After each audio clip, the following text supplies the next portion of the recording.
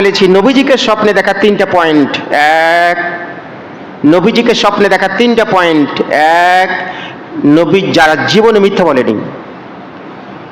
2, যারা হালাল খায়।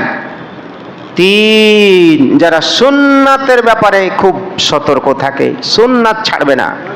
তো এই 3টি কাজ যারা করবে তারা নবীজিকে স্বপ্ন দেখতে পাবে। আবার বলি, 1, যারা হালাল খায়। 2, যে ব্যক্তি কোনোদিন মিথ্যা বলে না। 3, যে ব্যক্তি সুন্নাত ছাড়ে না। এই 3টা আমল যে করবে সে নবীজিকে স্বপ্ন দেখতে পাবে। সুপ্রিয় সুধী, সত্যবাদী, তারপরে তওবাকারী। প্রতিদিন তওবা করতে হবে। আস্তাগফিরুল্লাহ আদাদা খালকিহি, আল্লাহ গো তুমি যত সৃষ্টি করেছো সেই পরিমাণ আমি আস্তাগফিরুল্লাহ পড়ছি, মাফ করে দাও।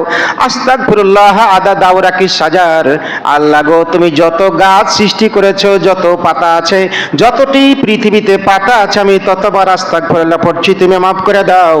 আস্তাগফিরুল্লাহ আদাদার রমলে ওয়াল হাজারে, পৃথিবীতে যতটি খোয়া আছে, পাথর আছে, আর যতটি বালি আছে, ততবার আমি তোমার কাছে তওবা করছি, তুমি কি আল্লাহ আমাকে মাফ করবে না? আস্তাগফিরুল্লাহ আদাদা রিয়াহি ওয়ান নুজুম, আকাশে যতটি তারকা আছে, আর যতটি আকাশে যতটি তারকা আছে ততটি বরাবর, আর বাতাস যতটি আছে প্রত্যেকটা বাতাস বরাবর আমি তোমার কাছে তওবা করছি, আল্লাহ তুমি কি মাফ করবে না? আস্তাগফিরুল্লাহ আদাদান নাস ওয়াল কুদুম, পৃথিবীতে যতটি মানুষ আছে আর মানুষের যতটি পা আছে, যেই পা দিয়ে হাঁটে, ততবার আস্তাগফিরুল্লাহ পড়ছি, মাবুদ তুমি কি আমাকে মাফ করবে না? আস্তাগফিরুল্লাহ পড়বে না এইভাবে।